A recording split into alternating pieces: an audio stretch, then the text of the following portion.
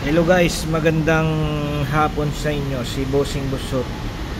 By the way, papakita ko po sa inyo po yung kabuuan ng headlight. Ito po yung ginawa ko.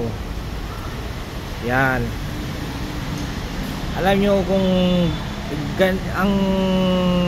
ang kuwan ko lang mga guys, papakita ko po sa inyo para maging aware po kayo na lagi nyo pong linisin yung mga headlight nyo, kasi mas importante po itong buong headlight po to.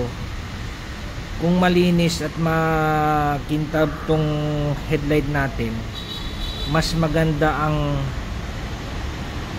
liwanag ng sasakyan nyo pag gabi. Ito guys, yan, ito. Kaya tingnan nyo po, talagang kitang kita nyo po tong headlight na to, buong buo na to, malinis. Ibig sabihin, lagi ko pong pinupunasan araw-araw yan mga guys, kaya ganyang kakintab, mas lalong kumintab yan guys. Oh, kaya makintab. May mga nagtanong sa akin, bakit ko daw laging pinupunasan yung headlight.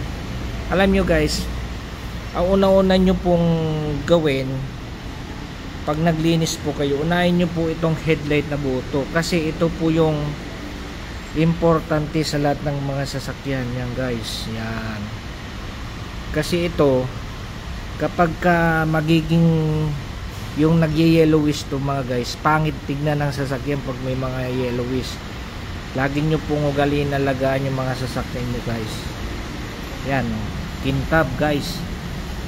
Yan, kung halimbawa guys, kung malabo tong headlight na to, kahit magpalit kayo ng mas maliwanag na bombilya sa loob, useless din po mga guys. Mas maganda na ugaliin nyo pong linisin to, tapos lagyan nyo po ng mas malakas na ilaw sa loob, yung kitang kita nyo po yung liwanag ng sasakyan mga guys. Yan, yan, nakapagbigay na naman po ako sa inyo idea mga guys.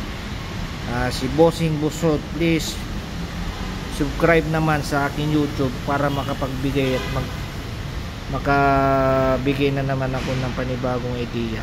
Salamat.